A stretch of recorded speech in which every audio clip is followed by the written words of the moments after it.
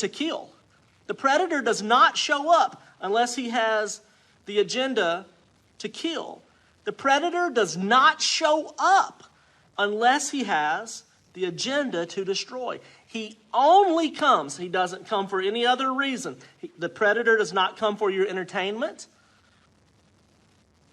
The predator does not come for your enjoyment. The predator does not come for your educational needs. The predator does not come to feed you. The predator does not come to bring you joy. The predator does not come to bring you happiness.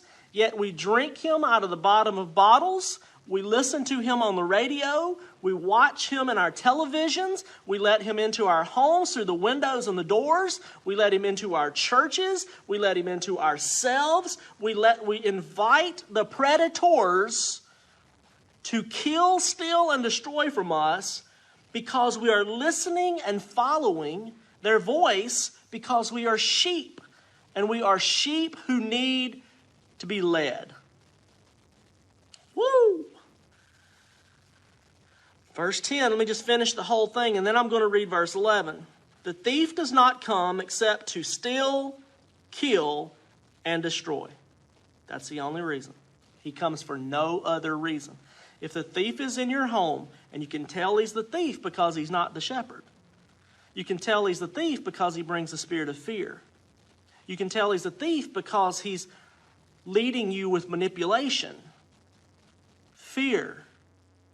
You should be worried about this, the predator says. You should be concerned about this, the predator says. You're not going to have enough food, the predator says. You're not going to have enough pasture, the predator says. God is not good, the predator says.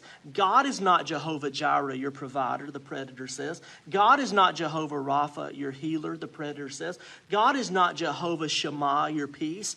God is not Jehovah Sidkenu, your shepherd. God is not Jehovah Nisi, your banner, the predator says. The predator whispers in your ear, and he looks like a shepherd, but you know he's not the shepherd because there's only one shepherd, and that shepherd provides for you according to his riches and glory. Has not given you a spirit of fear, but of love, power, and a sound mind.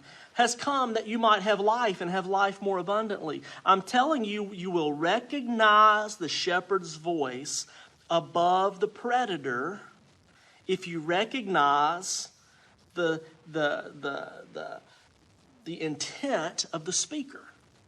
If the intent is to bring you fear, if the intent is to bring you discontentment, if the intent is there to cause you to be manipulated, you know it's not God. Verse 11. Let me read verse 10 again. I can't get off of verse 10, can I? The thief does not come except to steal, kill, and destroy. I have come that you may have life, and that you may have life more abundantly.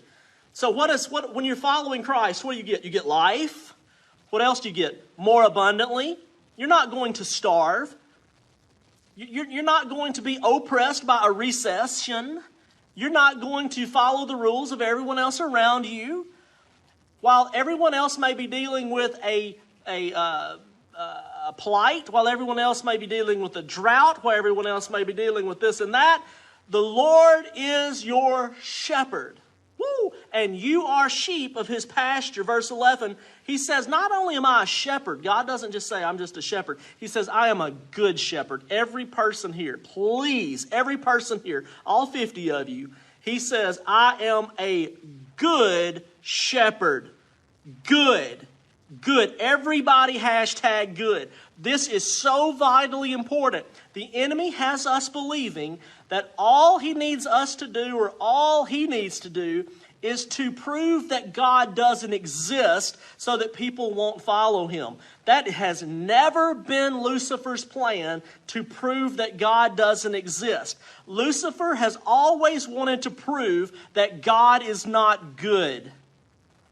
He convinced 1/3 of the angels of heaven who had spent their entire existence in the presence of God. He convinced them not that God didn't exist. Lucifer wasn't so stupid that he thought that he could convince everyone who'd been in the presence of God that God doesn't exist, that God's not standing there. Lucifer convinced 1/3 of the angels of heaven that God was not good. He was not providing for them as he should. He was not healing them as he could. He was not there like he said he would. He convinced them that God was not good. Do you not think that if Lucifer can convince, that if the predator can convince, if the predator can set up a trap for 1/3 of the angels in God's heaven, that God is not good, that he won't convince you by the many voices and the many sounds and the many waters and the many troubles and the many evils and the many shootings and the many oppressions and the many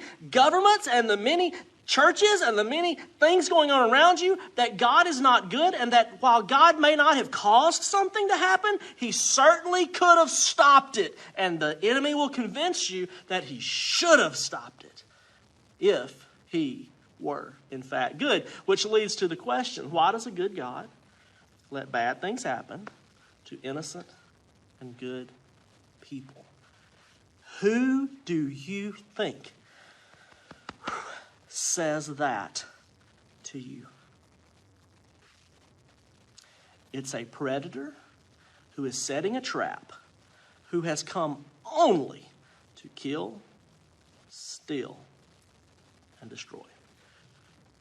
Come here. Who do you think comes to you and says, I have a plan. We have a plan. We're going to make it great again. We're going to do big things. I have a plan. You know, where God failed you, I'm going to fix this. I'm going to offer you everything. You see the kingdoms of this world? Hey, they're yours.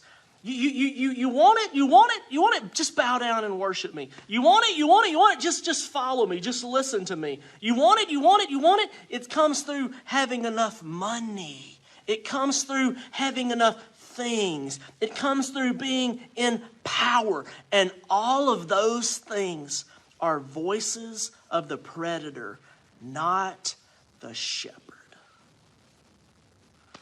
The shepherd says, don't fight for your rights, but to give up your rights. The shepherd says, don't struggle to keep your life. The shepherd says, lay down your life. The shepherd doesn't say you need more money. The shepherd says you need more me. The shepherd says that mammon will replace God. So how do we fix that? We just write in God we trust on our mammon.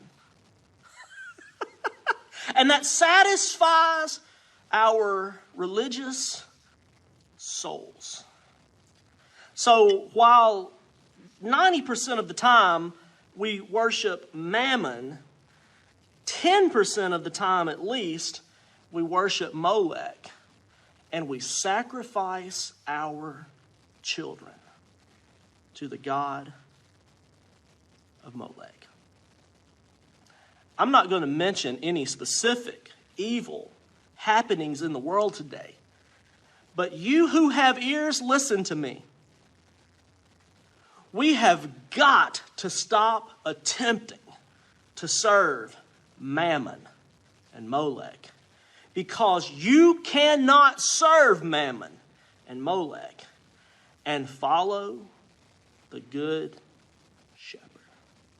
You will always find yourself loving money, loving power, loving resources, and sacrificing your children.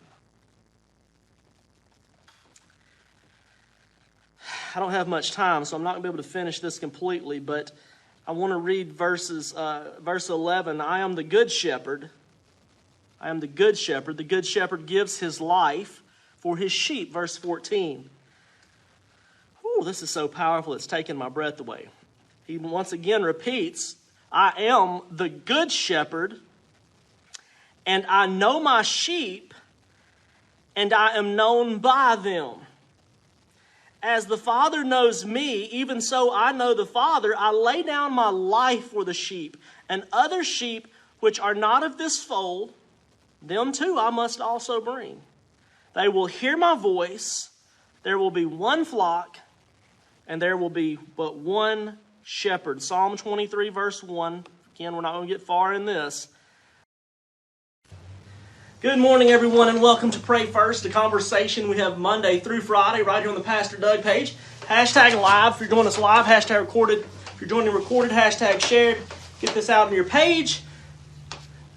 Good morning from the cabin this morning. Hope you guys are having a great day already. If you are not having a great day already, well, let's work on that. Let's make it a great day. I'll scoot this a little bit closer. Good morning, Neil. Good morning, Gail. Good morning, everybody. Hit the hearts, hit the lights, go crazy on those. Hashtag live if you're joining us during the 7 o'clock hour this Monday, May 23rd. Hashtag recorded if you're joining at any other time. Hashtag shared if you'll put this out on your pages. Good morning, Daryl and Barbie and Brenda and Leanne, Cornelius Godsey and Raymond. Good morning, everybody. We're going to be talking about casting our cares on the Lord.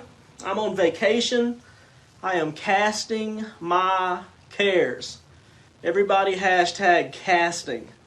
I am casting my cares. So if you see in the background right there, my cabin is my happy place. It's a little cabin I have in my backyard. I think that I measured it and it's like 12 by 18 or 14 by 20. It's a one-room cabin.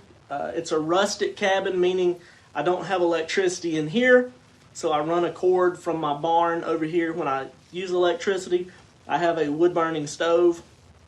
I also have other preparations for heat in the cold. I'm wondering how I'm going to stay in here when it's 1,000 degrees this summer, but I'm going to find a way. It's not insulated. When I say rustic, it has a brick floor. It's just a cabin. And it's a place where I come and cast my cares. So today, we're going to talk about five, count them five practical ways to deal with an anxious thought that comes your way. 5 ways to deal with worried, troubling, anxious thoughts and situations.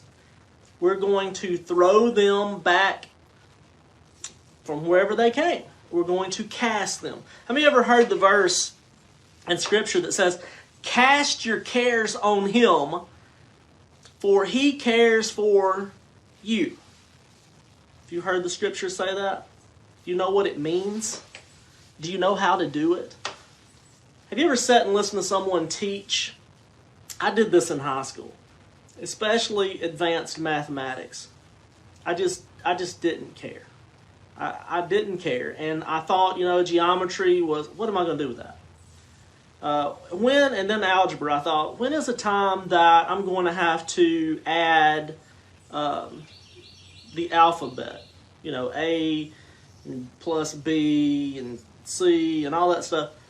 And I've done jobs and careers. I used to do vinyl siding, gutters and shutters, and we had to cut angles and bend metal and all those things that require geometry, but I didn't apply the geometry. I just kind of worked off common sense and which way something should bend. My point is, you can sit through a class, you can sit through a message at church, you can sit through teaching and walk away thinking, you know what? I believe everything they said to be true. I sat through geometry and I believed everything that my geometry instructor told me was true. I sat through algebra and I thought, I believe every principle and theory, the theories in both geometry and algebra were true. But I did not know how to apply them to my daily life. Come on, guys. Scripture, teaching, studying, lessons, principles, learning. It's not about memorization. It's about application. It's not about whether or not you believe something to be true. We all believe Scripture when it tells us to cast our cares upon Jesus Christ. But how do you apply it? How does it become useful? Is it just a refrigerator magnet? Cast your cares on Him.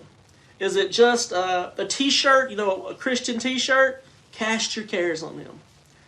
Well, today I'm going to give you 5 practical ways to cast your cares on the Lord, for He cares for you. And I want you to know what casting means. It means to throw it. Throw it back. When you cast a lure, you're throwing it. You're throwing it out. The only difference in this analogy is when you cast a lure, you reel it back. You do not reel it back when you cast a care on God. How do you do it? What is it? How many of you have ever had an anxious thought? Hashtag yep. How many of you have ever had an anxious or a worry come upon you? A struggling situation? How many of y'all have experienced some circumstances where there was, some cause for concern? We all have. Let's just look at that word one more time before we jump into it fully and understand that Scripture tells us we can cast our cares on Him. A couple other verses tell us, Philippians 4:6, do not be anxious about anything. John chapter 14, verse 1, do not let your hearts be troubled. Matthew 6, verse 31, do not worry. It sounds like we have an option. It sounds like there is something we can do when an anxious thought comes. It sounds like there's a principle to be applied when a troublesome, worrisome situation happens in our life. It sounds like we have some control when we feel like things are spiraling out of control. This is good news for control freaks. You have some control when it seems like things are spiraling out of control. Philippians, do not be anxious about anything. John, don't let your hearts be troubled. Matthew, do not worry. So here are 5 pre-decided decisions to cast your cares. Did you know you can make a decision before you have to? Did you know that you can formulate a response before you're questioned? Did you know that you can have the answer before there's a problem? Did you know there are some predetermined things you can do so that not if, but when that thing happens, you're ready, you're prepared? Everybody hashtag prepared. 5 pre-decided decisions. These are decisions we're going to make right now before the anxious thought comes. These are decisions we're going to make right now before the worrisome situation comes. These are answers that we're going to predetermine to questions we have yet to be asked.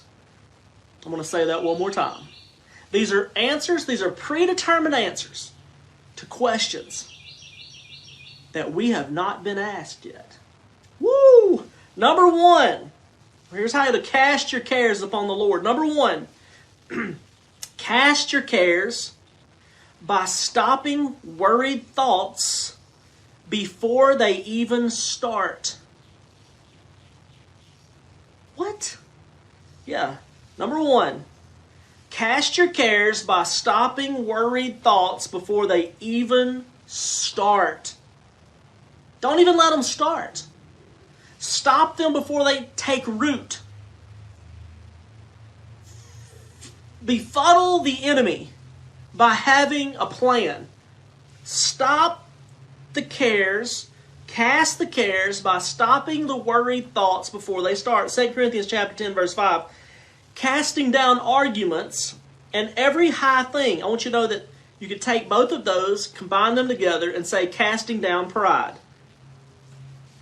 Casting down pride, anything that exalts itself against the knowledge of God. Do you know what exalts itself against the knowledge of God? Pride. Cast it down. Casting down arguments and every high thing or pride that exalts itself against the knowledge of God, bringing every thought into captivity, to the obedience of Jesus Christ. That's right, Patty.